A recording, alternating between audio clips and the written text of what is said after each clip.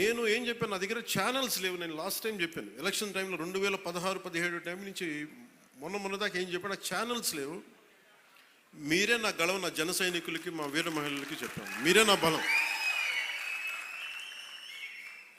నాయకులకు ఒకసారి ఇష్టపడి రావచ్చు, ఒకసారి ఇష్టపడి వెళ్ళిపోవచ్చు, కానీ నా గుండెల్లో ఉన్నది మీరు నిరంతరంగా నాది ఉంటారు, నాకు తెలుసు. నాకు ఇది మీరు బయట నుంచి వచ్చి దేనికి పడినా సరే, ఒక స్కూల్లో ఇద్దరు చిన్నపిల్లలు కొట్టుకున్నా దాన్ని మీరు గొడవ చేసేద్దాం అనుకుంటే నేను ఏం చెప్పను దానికి. మీరు అక్కడ పులివెందులు అక్కడ వాళ్ళ సొంత బాబాయ్ గారిని చంపినా కానీ అది న్యూస్ కాదు. ఇక్కడ ఇద్దరు బిడ్డలు ఉట్టినే కొట్టుకుంటాం, స్కూల్లో కొట్టుకోరా. నాయకులే కొట్టుకుంటున్నప్పుడు స్కూల్లో చిన్నపిల్లలు ఎందుకు మాట అనుకోరు?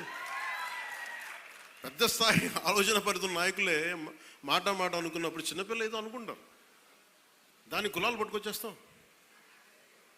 మరి ఇదే మీరు అడగాల్సిన ప్రశ్న.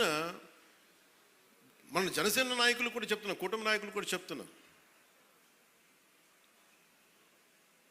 పనిచేసే నాయకులు మీరు వెన్నంటి ఉండకపోతే, ఎలక్షన్లు అయిపోయింది మా పని అయిపోయింది అంటే, నేను నిజంగా అలా అనుకొని ఉంటే ఈ రోజున మీకు ఉప్పాడ ప్రొటెక్షన్ వాళ్ళు ముందుకు వెళ్ళదు చెప్తాను.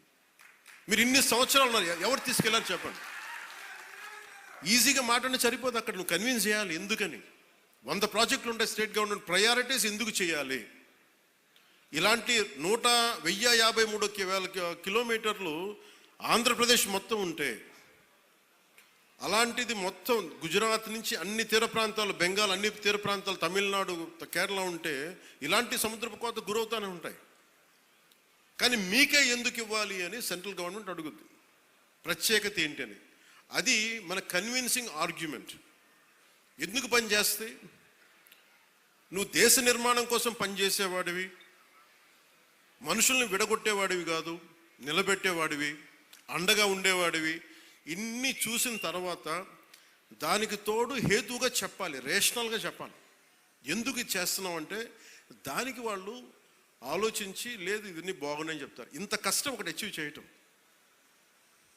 1 కోటి రూపాయలు మీరు చాలాసేపు ఈ మధ్యన చూస్తున్నారు. డోలీ ప్రాంతాల్లో పిఎం జన్మన్ పథకం కింద ఒక 40 మంది ఉంటారు. 1 కోటి రూపాయలతో మనం ఒక 4,000 మంది 5,000 మంది ఉన్న ఒక పంచాయతీ ఖర్చు పెట్టడం వేరు. కేవలం 40 మంది ఉండే ఒక ట్రైబల్ పంచాయతీ ట్రైబల్ గ్రామానికి, ఒక చిన్న కుగ్రామానికి పెట్టడం చాలా కష్టం. దానికించి ప్రత్యేకించి మన జేబులో డబ్బులు ఇట్లా కేంద్రం తాలూకు పాలసీ ఉంది, పథకం ఉంది, దానిని పెద్ద మనసుతో ఖర్చు పెట్టాలంతే. నేను చేస్తుంది అదే, కుంచుకుపోవట్ల, పెద్ద మనసుతో చేస్తున్నాం. అందువల్ల డోలీ మోతలు అంటే మనకు కనీసం కరెంట్ ఉంది.